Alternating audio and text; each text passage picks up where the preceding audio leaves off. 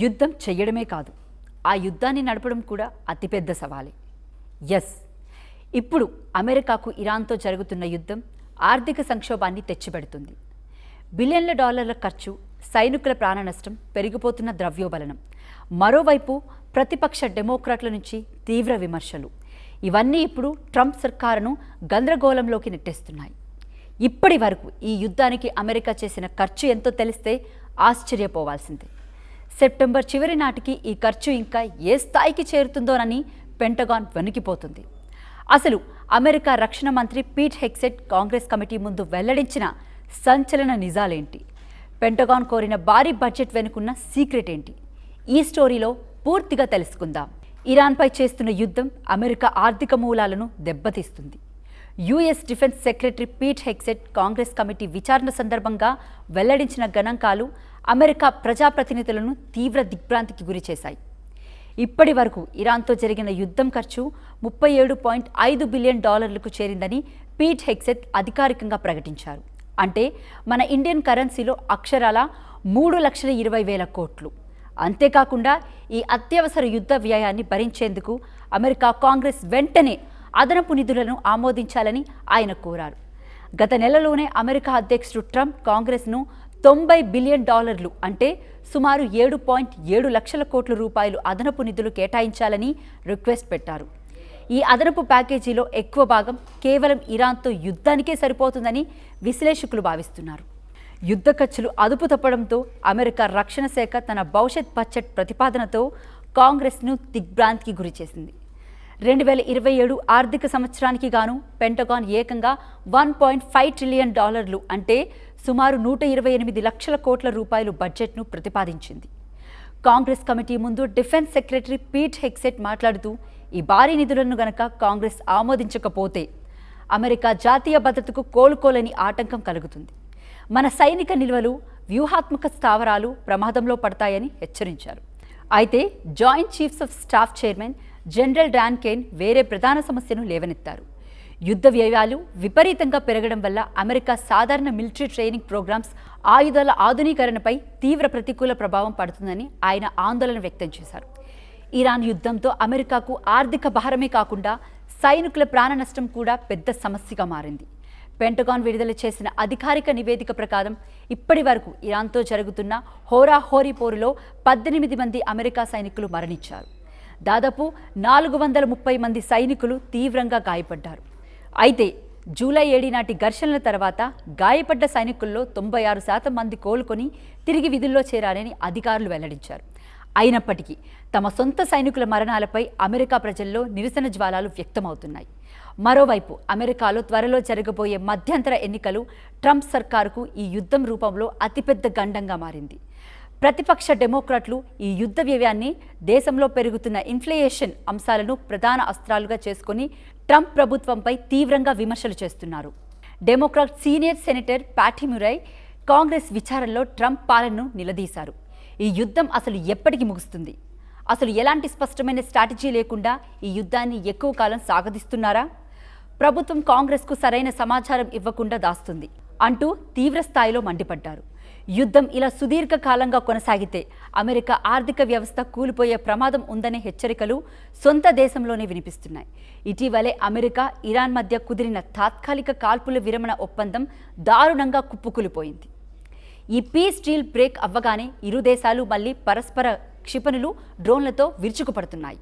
Trump కూడా ఇరాన్కు అత్యంత కఠినమైన హెచ్చరికలు జారీ చేశారు. ఇరాన్ చమురు ఎగుమతులకు గుండెకాయ లాంటి కార్గ్ ఐలాండ్పై దాడి చేసి ఇరాన్ చమురు నెట్వర్క్ను పూర్తిగా ధ్వంసం చేస్తామని వార్నింగ్ ఇచ్చారు. ఇరాన్ నిర్మించుకున్న భూగర్భ అణు కేంద్రాలను టార్గెట్ చేసుకుంటామని బెదిరించారు. ముఖ్యంగా భూగర్భంలో అత్యంత లోతులో ఉన్న ఇరాన్ కీలకమైన అణు కేంద్రం పికాక్స్ మౌంటైన్ని అతి త్వరలోనే ల్యాండ్ బాంబర్లతో పూర్తి స్థాయిలో ధ్వంసం చేస్తామని హెచ్చరించారు.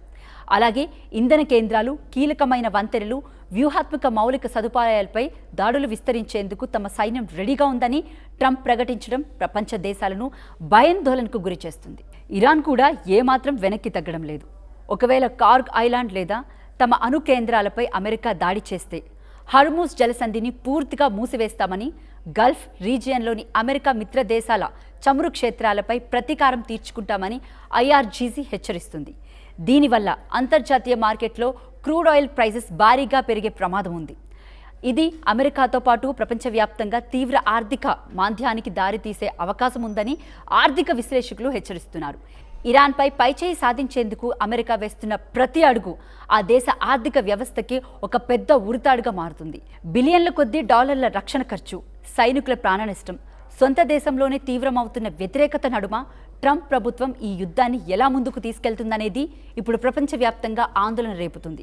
ఇరాన్పై చేస్తున్న యుద్ధం అమెరికా ఆర్థిక మూలాలను దెబ్బతీస్తుంది.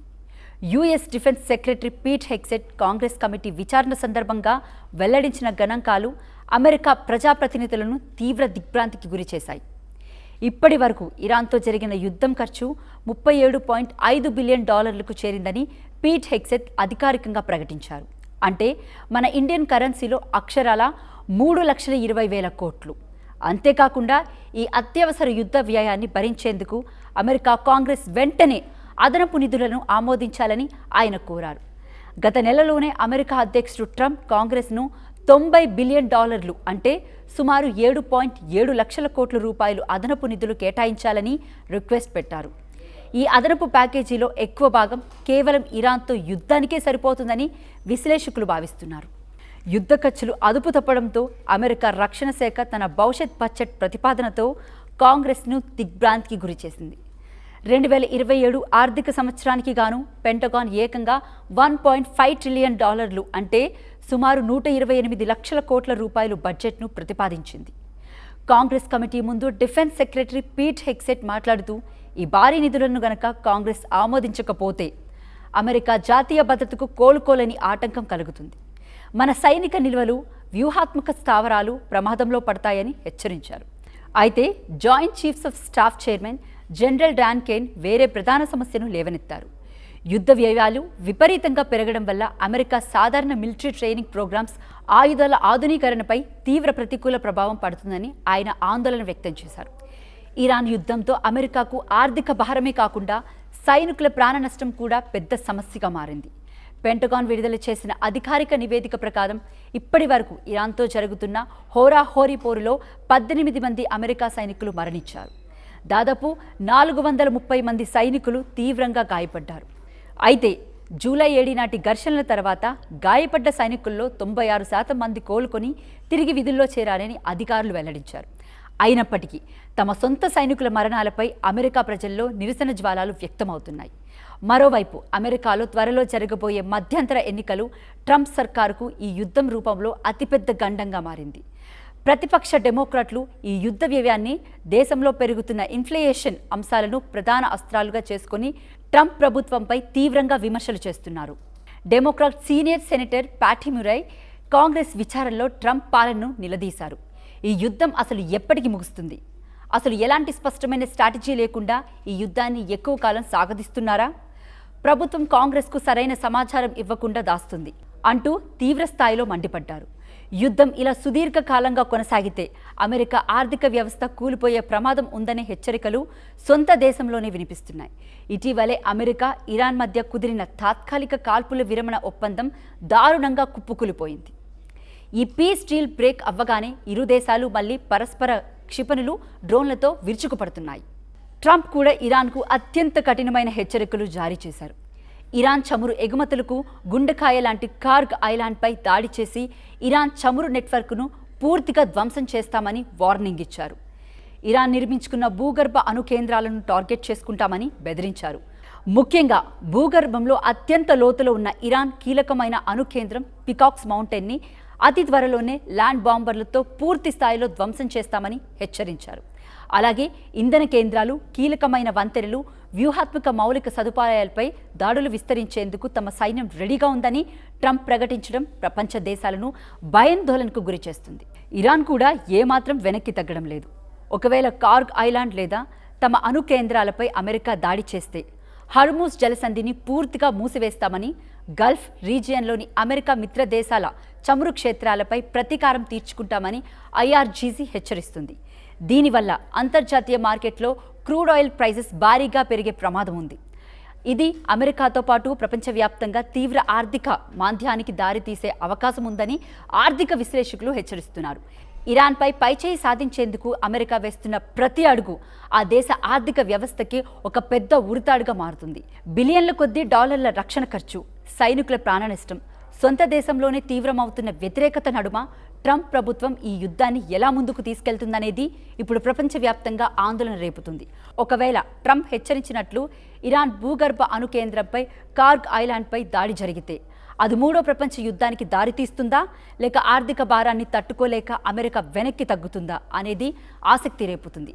మరి ఈ గ్లోబల్ వార్ క్రైసిస్పై మీ అభిప్రాయాన్ని కింద కామెంట్ చేయండి. ఇలాంటి మరిన్ని ఇంట్రెస్టింగ్ అప్డేట్స్ కోసం మన ఆస్టీమ్ ఛానల్ను సబ్స్క్రైబ్ చేసుకోండి.